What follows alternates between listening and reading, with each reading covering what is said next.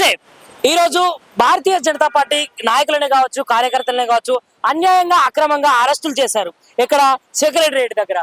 ఎందుకంటే కాంగ్రెస్ పార్టీ ఏదైతే ఇచ్చినటువంటి 6 గ్యారంటీలే కావచ్చు, హామీలే కావచ్చు, ఉచిత పథకాలే కావచ్చు, నేరుగా ప్రజల్లోకి వెళ్ళట్లేదు అని చెప్పేసి భారతీయ జనతా పార్టీ నాయకులైతే ఈరోజైతే అక్కడ సెక్రటరీ దగ్గర ముట్టడికి అయితే నిర్వహించారు. భారతీయ జనతా పార్టీకి సంబంధించినటువంటి యువమోర్చా నాయకులు అయితే ఈ రోజు ముషాబాద్ పిఎస్ అయితే మనతో పాటు ఉన్నారు.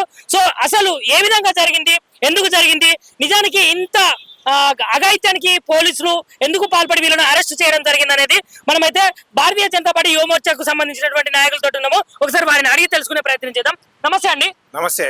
మరి ఏం జరిగింది? ఈ రోజు మీరు ముట్టడించారు, మరి ఈ ముట్టడికి కారణం ఏంటి?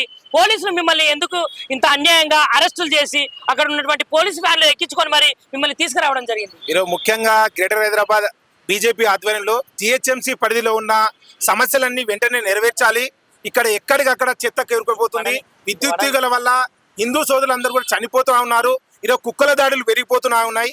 మురికివాడల్లో ఈరోజు వర్షం నీరంతా మోరీలో చేరి కాలనీలోకి వచ్చి చాలా మంది అనారోగ్యానికి గురవుతున్నారు. కారణంగా జిహెచ్ఎంసీ పరిధిలో వెంటనే అభివృద్ధి కార్యక్రమాలు నిర్వహించాలని చెప్పి బీజేపీ ఆధ్వర్యంలో చెలో సెక్రటరియట్ సేవ్ హైదరాబాద్ అనే ఒక కార్యక్రమానికి మేము సెక్రటరియట్ ముట్టడికి వెళ్తా ఉంటే ఈరోజు వందలాది మంది బీజేపీ కార్యకర్తలను విచ్చలవిడిగా పోలీసులు ప్రభుత్వానికి తొత్తుగా మారి ఈరోజు మా పైన దాడులు చేస్తా ఉన్నారు. ఈరోజు సెక్రటరియట్ గేట్లు దండినాం. మేము గేట్లు దండి లోపలికి వెళ్తున్న ప్రయత్నంలో ఈరోజు అక్కడ ఉన్న కానిస్టేబుల్, ఏసీపీలు, పోలీసులు అందరూ కూడా మా పైన విచ్చలవిడిగా పిడిగుబ్బులు గుద్దుతూ ఈరోజు మా పైన దాడులు చేస్తా ఉన్నారు. ఈరోజు దాడులు చేసి మళ్ళీ అరెస్ట్ చేసి పిఎస్ కి పంపించారు. ఈరోజు మేము ఎందుకు అడుగుతున్నామంటే న్యాయమైన ఒక డిమాండ్ హైదరాబాద్ జిహెచ్ఎంసీ కమిషనర్ గారి ముందు, అదేవిధంగా తెలంగాణ ముఖ్యమంత్రి రేవంత్ రెడ్డి గారి ముందు మేము పెట్టాం.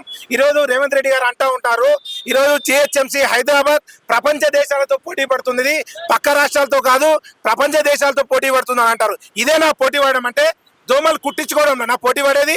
ఈరోజు వర్షం పడితే విచ్చల వీడియో కాలనీలో మోకాలు ఎత్తు నడుమెత్తు నీళ్లు నింపుకోవడమేనా పోటీ పడడం అంటే?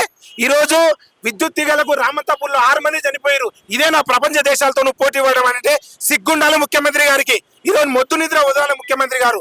జిహెచ్ఎంసీ కమిషనర్ కావచ్చు, ముఖ్యమంత్రి గారు వెంటనే ఈ జిహెచ్ఎంసీ పరిధిలో ఉన్న అనేకమైన సమస్యలు ఉన్నాయి, వెంటనే ఆ సమస్యలను నెరవేర్చాలని చెప్పి ఈరోజు బీజేపీ ఆధ్వర్యంలో మేము సెక్రటరీ ముట్టడికి వెళ్తే మా పైన విచ్చలవిడిగా దాడులు చేసి ఈరోజు వివిధ పోలీస్ స్టేషన్లకు తరలించడం అయింది. మా అందరం కూడా ముషీరాబాద్ పోలీస్ స్టేషన్ లేచి ఇక చూడండి, ఇక్కడ ఏదో జైల్లో వేసిన విధంగా ఈరోజు గేట్లు మొత్తం లాకులు వేసి మళ్ళీ బయటికి పంపించే పరిస్థితి కూడా లేదు. ఇంత దారుణమా ఈరోజు బీజేపీ కార్యకర్తలు? సమాజం కోసం, ప్రజల కోసం పనిచేసే బీజేపీ కార్యకర్తలైనా ఇంత దారుణంగా వేస్తారు అని చెప్పి మేము డిమాండ్ చేస్తా ఉన్నాం. లైక్ చేయండి, షేర్ చేయండి, సబ్స్క్రైబ్ చేయండి. మరిన్ని వీడియోల కోసం బెల్ సింబల్ పై క్లిక్ చేయండి.